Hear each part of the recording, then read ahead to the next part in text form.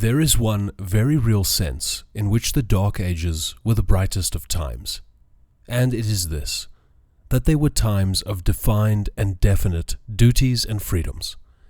The king might rule badly, but everyone agreed as to what good rule was. Not only every earl and baron, but every carl and churl knew what an ideal king would say and do. The peasant might behave badly, but the peasant did not expect praise for it, even his own praise. These assertions can be quibbled over endlessly, of course. There are always exceptional persons and exceptional circumstances. Nevertheless, they represent a broad truth about Christianized barbarian society as a whole, and arguments that focus on exceptions provide a picture that is fundamentally false, even when the instances on which they are based are real and honestly presented. At a time when few others knew this, and very few others understood its implications, J.R.R. Tolkien both knew and understood, and was able to express that understanding in art, and in time in great art. That, I believe, was what drew me to him so strongly when I first encountered The Lord of the Rings. As a child I had been taught a code of conduct. I was to be courteous and considerate, and most courteous and most considerate of those less strong than I, of girls and women, and of old people especially. Less educated men might hold inferior positions, but that did not mean that they themselves were inferior. They might be, and often would be, wiser, braver, and more honest than I was. They were entitled to respect, and were to be thanked when they befriended me, even in minor matters. Legitimate authority was to be obeyed without shirking and without question. Mere strength, the corrupt coercion Washington calls power and Chicago clout, was to be defied. It might be better to be a slave than to die, but it was better to die than to be a slave who acquiesced in his own slavery. Above all, I was to be honest with everyone. Debts were to be paid, and my word was to be as good as I could make it. With that preparation, I entered the mills of Mordor, where courtesy is weakness, honesty is foolishness, and cruelty is entertainment. I was living in a club for men, a place much like a YMCA. I was thoroughly wretched in half a dozen ways, much more so than I had ever been in college or the army. But for the first time in my life, I had enough money to subscribe to magazines and even buy books in hardcover. Planet stories, thrilling wonder stories, weird tales, and famous fantastic mysteries. Pulps I had read as a boy while hiding behind the candy counter in the Richmond pharmacy were gone. But astounding stories lingered as a digest-size magazine, a bit less costly than most paperback books. There was also the magazine of fantasy and science fiction, put out by the same company that had published Curtains for the Copper and other Mercury mysteries that my mother and I had devoured. I subscribed to both and to any other magazines dealing with science fiction or fantasy that I could locate. Here I must do someone, quite likely the late Anthony Boucher, a grave injustice. I no longer recall who wrote the review I read in fantasy and science fiction. It was a glowing review, and I would quote at length from it if I could. It convinced me then and there that I must read The Lord of the Rings. In those days, the middle 1950s, if you can conceive of a period so remote, the magazine offered books for sale. One must write enclosing a check and receive the book one had ordered by mail. Accustomed as you are to ordering from Amazon.com, you will deride so primitive a system. But you had never been a friendless young man in a strange city far from home. Now you have enjoyed yourself. Please keep in mind that the big box stores we are accustomed to did not exist. There was no cavernous Barnes and Noble stocking 1,000 titles under science fiction and fantasy, no two-tiered boarders rejoicing in a friendly coffee shop and a dozen helpful clerks. There were, if the city was large and one was lucky, 1 or 2 old-line bookshops downtown. They carried bestsellers, classics like Anna Karenina, cookbooks, and books of local interest, with a smattering of other things, mostly humor and books about dogs. The city in which I was living also boasted a glorious used bookstore, 5 floors and a cellar, in which one might find the most amazing things. But these things did not include science fiction or much fantasy.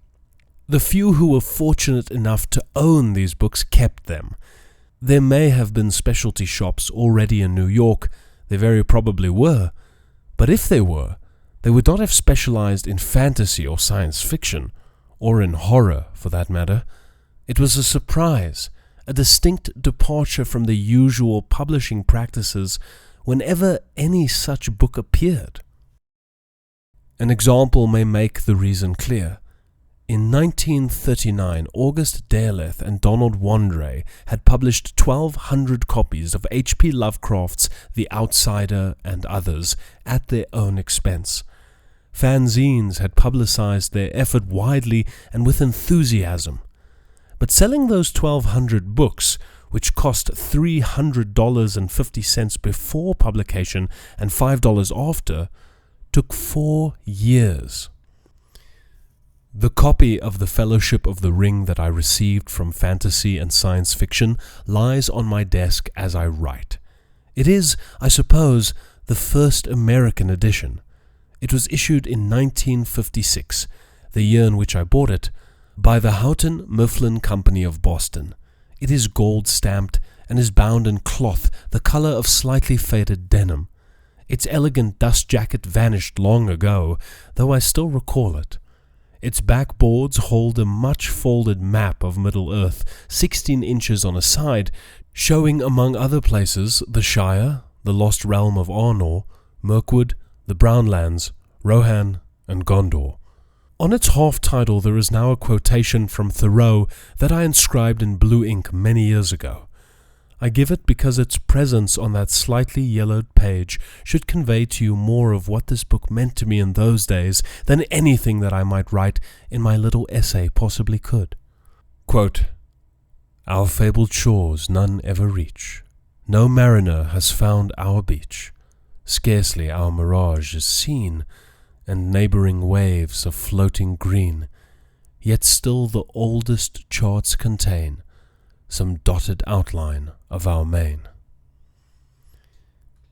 You're not likely to believe me when I say that I still remember vividly, almost 50 years later, how strictly I disciplined myself with that book, forcing myself to read no more than a single chapter each evening. The catch, my out, the stratagem by which I escaped the bonds of my own law, was that I could read that chapter as many times as I wished, and that I could also return to the chapter I had read the night before, if I chose. There were evenings on which I reread the entire book up the point, the Council of Elrond, let us say, at which I had forced myself to stop. Naturally, I had sent for The Two Towers as soon as I could. Eventually it came, bound and typeset as beautifully as The Fellowship of the Ring, with the same map. I confess that I hoped for something new in its back. Just as I inscribed that quotation from Thoreau in Fellowship, I put one from Conrad Aiken on the half-title page of Two Towers. Quote, "There was an island in the sea that out of immortal chaos reared towers of topaz, trees of pearl, for maidens adored and warriors feared. Long ago it sunk in the sea, and now 1,000 fathoms deep. Sea worms above it whirl their lamps, crabs on the pale mosaic creep." By the time I received Two Towers, I had learned my lesson. I ordered The Return of the King at once. That, too, is on my desk, with one other thing. Its back holds a delightfully detailed map of Rohan, Gondor, and Mordor. The quotation I inscribed on its half-title is from Robert E. Howard. "You have my leave to quarrel with me, but I think it the finest of the three. Indeed, one of the finest things I have ever read."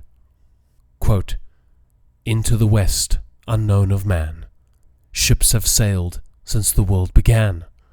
Read, if you dare, what Skelos wrote, with dead hands fumbling his silken coat, and follow the ships through the wind-blown wrack. Follow the ships that come not back." If you remember the end of this last volume, how Frodo rides to the grey havens in the long firth of Lune and boards the white ship, never to be seen again in Middle-earth, you will understand why I chose that particular quotation and why I treasure it and the book which holds it even today. But there is one thing more. You see, 10 years later, I wrote J.R.R. Tolkien a fan letter. He answered it, and I tipped his answer into the back with the map. The body of his letter is typewritten. I would judge on an electric typewriter, but the footnote is in script. I would like to express my appreciation to Douglas A. Anderson, who is familiar with Tolkien's hand and has very kindly corrected my misreadings of it. 7th November, 1966. Dear Mr. Wolfe, thank you very much for your letter. The etymology of words and names in my story has two sides. 1. Their etymology within the story, and 2. The sources from which I, as an author, derive them. I expect you mean the latter. Orc I derived from Anglo-Saxon, a word meaning demon, usually supposed to be derived from the Latin orcus, meaning hell. But I doubt this, though the matter is too involved to set out here. Warg is simple. It is an old word for wolf, which also had the sense of an outlaw or hunted criminal. This is its usual sense in surviving texts. I adopted the word, which had a good sound for the meaning, as a name for this particular brand of demonic wolf in the story. Yours sincerely, J.R.R. Tolkien. Footnote: O.E. Werg. O, High German Warg, Norse Varg R, also wolf, especially of a legendary kind. Surely I need not tell you that I read and reread these books. I married in November of that wonderful 1956, and Rosemary and I read them to each other, most often while driving. A note in The Return of the King indicates that my older son Roy and I read them together, reading the final page on April 20, 1967. Roy was born in 1958. Eventually I feared that I would read my Houghton Mifflin hardcovers to pieces and bought paperbacks, putting the hardcovers away in the old glass-fronted bookcase where they will stand again when I have completed this tribute to their author. Yet, in a sense, it is complete now. I have shown you, I hope, what these books have meant to me. If you find echoes of them in my own books and stories, and particularly in The Wizard Knight, with which I have struggled for the past year, you will not have discomforted me. I am proud of them. Terry Brooks has often been disparaged for imitating Tolkien, particularly by those reviewers who find his books inferior to Tolkien's own. I can say only that I wish there were more imitators. We need them, and that all imitations of so great an original must necessarily be inferior. What, then, did Tolkien do, and how did he come to do it? The second question can be more easily answered than the first.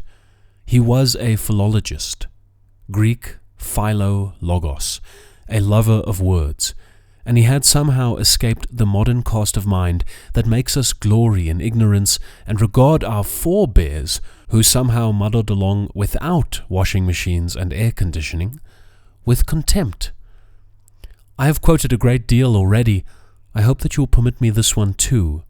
Quote, "The stupid, strong, Unteachable monsters are certain to be victorious at last, and every man of decent blood is on the losing side.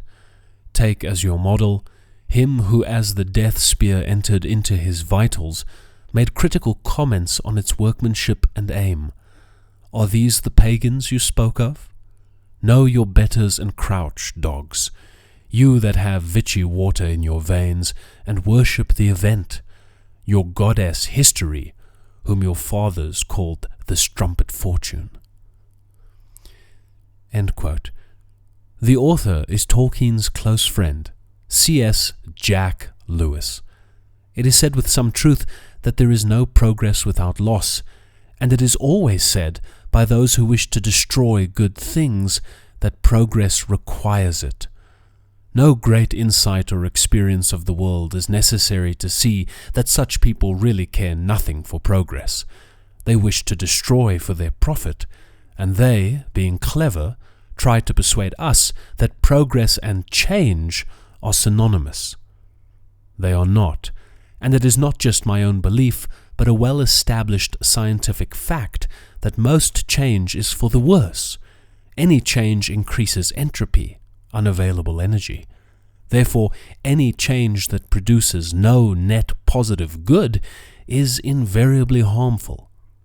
Progress, then, does not consist of destroying good things in the mere hope that the things that will replace them will be better. They will not be. But in retaining good things while adding more. Here is a practical illustration. This paper is good and the forest is good as well. If the manufacture of this paper results in the destruction of the forest, the result will be a net loss. That is mere change. We have changed the forest into paper. A change that may benefit some clever men who own a paper mill, but hurts the mass of Earth's people. If, on the other hand, we manufacture the paper without destroying the forest, harvesting mature trees and planting new ones, we all then benefit. We engineers will tell you that there has been an increase in entropy just the same, but it is an increase that would take place anyway, and so does us no added harm. It is also a much smaller increase than would result from the destruction of the forest. I have approached this scientifically because Tolkien's own approach was historical, and it is a mark of truth that the same truth can be approached by many roads. Philology led him to the study of the largely illiterate societies of Northern Europe between the fall of Rome and the beginning of the true Middle Ages, roughly AD 400 to 1000. There he found a quality, let us call it folklore, that has almost disappeared from his world and ours. It is the neighbor love and settled customary goodness of the Shire. Frodo is rich in comparison to Sam, though no dragon would call Frodo rich. Sam is poor in comparison to Frodo, though Sam is far richer than Gollum, who has been devoured by the tyranny and corruption of the One Ring. Frodo does not despise Sam for his poverty, he employs him, and Sam does not detest Frodo for his wealth, but is grateful for the job. Most central of all, the difference in their positions does not prevent their friendship, and in the end, poor Sam rises in the estimation of the Shire because of his association with Frodo, and rich Frodo sacrifices himself for the good of all the Sams. A different illustration is found among the elves of Lorien, in their love of beauty and their love of nature. They are Sylvan elves, East elves, but the rulers they choose to obey are Eldar, West elves. They choose to be ruled by people better than themselves. In other words, exactly as we choose to be ruled by people worse. Most clearly of all, it is shown in their will to preserve the wisdom of the First Age. Earlier, I asked what Tolkien did and how he came to do it. We have reached the point at which the first question can be answered. He uncovered a forgotten wisdom among the barbarian tribes who had proved, against all expectation, strong enough to overpower the glorious civilizations of Greece and Rome. And he had not only uncovered, but understood it. He understood that their strength, the irresistible strength that had smashed the legions, had been the product of that wisdom, which has now been ebbing away bit by bit for 1,000 years. Having learned that, he created in Middle-earth a means of displaying it in the clearest and most favorable possible light. Its reintroduction would be small, just 3 books among the overwhelming flood of books published every year, but as large as he could make it, and he was very conscious, no man has been more conscious of it than he, that an entire forest might spring from a handful of seed. What he did then was to plant in my consciousness and yours the truth that society need not be as we see it around us. Sam Rayburn, a politician of vast experience, once said that all legislation is special interest legislation. Of our nation and of the 20th century, that is unquestionably true, but it need not be.